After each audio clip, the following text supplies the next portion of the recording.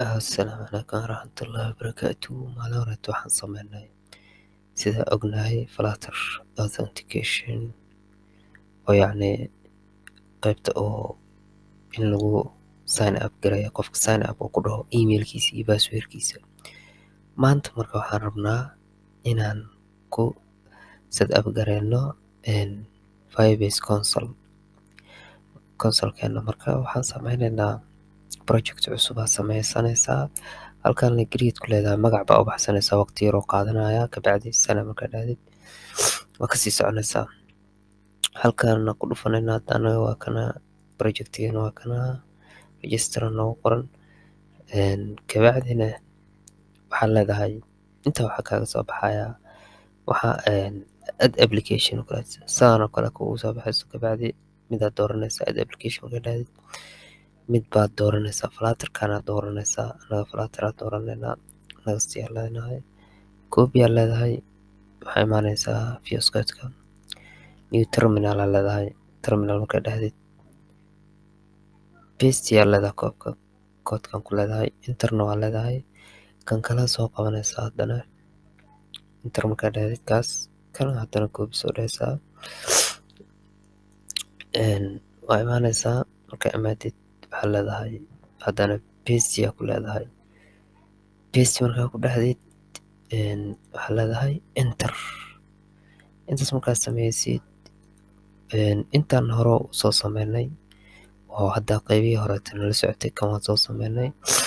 Marka consolkeena aadaynaa si toos u aadaynaa. Kabacdi waxaa leenahay qaybta waxaa tegaynaa build methodka authentication ka dooranaynaa. Authentication markaa ka doorato kabacdi sign in methodka aad tegaysaa. Add provider aad leedahay. Email passwordka enable ka dhigaysaa. Emailka qaybta emailka ayaa enable ka dhigaysaa. Marka hadda anaga hal user noogu jiro. Userkan waa iska deleteynaa. Delete aan leenahay. Markaan dhahno kabacdi waxaa imaanaysaa VS Code-ka usoo laabaneynaa. Koodkeena halkan ku qoraneynaa. Kood yara noo dhiman oo inaa yacni IDs magac u bixino. Markaa C# joognay ama Android joognay sida ogeed waxaa jirtay in ID name textbook sida la sii jiray. Marka sidaas oo kaleeto inaan siinaa ID name. Kuwan kada soo dhahaysaa waa iska tiraysaa uma baahnin maalinta meel qaldanaa dhignay dambeyse. Marka waxaad sameynaysaa halkaan imaanaysaa waxaa leenahay sign up method iska sameysanaynaa. Magaca la u baxsanaya diiwaangelin haddaad rabto u baxso. waxaa leedahay halkaan imaanaysaa. Marka halkaas imaadid waxaa leedahay meeshaan oo kaleeto waxaa iska dhahanaynaa underscore. Markaan dhahno waxaan u baxanaynaa halkaan waxaan u baahanahay glasskeeni auto controlka aan soo sameysanay inaan soo halkaan u baahno. Laakiin marka hore waa inaan iska tirnaa underscorekan meesha inaan ka saarnaa maadaama error oo noo soo saarayo. marka halkaan waa imaanaysaa waxaa leedahay string ayaa iska leedahay. dhahdid waxaa iska baxsanaysaa result in la soo celiyaa la rabaa.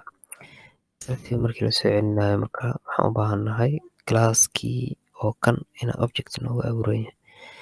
Si aan object ugu abuurano halkaan imaanaysaa waxaa leedahay auth controller kaga baxsanaysaa oo object name equal leedahay auth aad leedahay haddana. Kabacdina waa soo xiraysaa. Meeshaan xoogaa error yar oo soo saaraya si uga baxino final aad leedahay calamadan.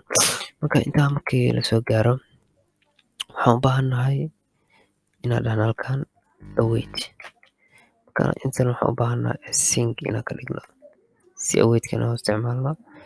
Marka waxaan leenahay auth controller waxaa ku jiro register registration. Kabacdina waxaan leenahay waa soo xiranaynaa. Waa intaas oo keliya. Hadda waa sameynay registerka. Marka waxaan leenahay if ayaa leenahay haddii resultiga haddii uusan la ekeen success like printii oo kaleeto wax leeyahay noola soo daabaco oo ah resultigii aa lasoo daabaca maxaa soo baxa wixii soo baxana noo soo celiyo ls aa leedahay haddii kale ls markaa dhahdeed waxaa leedahay ls markaa dhahdeed waxaa leedahay printii maxaa ahaay printii auth maya waxaa leedahay successfully created marka intaas dhahdeed waxaa intaas hadda ku haysataa waxaa intaas ku haysataa sign upki marka waxaan u baahannahay magacyada meesha noogu qoran waa id names oo ay leenahay textbookyadeena uu leeyahay textbookyadeena waxaa waaye namekii bahalkii waxaa emailkii passwordkii marka waa inaan siinaa si aan u siino waxaan imaahaynaa halkaana imaaheedaa halka markaa imaadeed waxaa leedahay onchanges aa leedahay onchange value qaata value waxaa leedahay kabacdi name aa ugu horeeyo name aa leedahay equal ha ila mid noqdo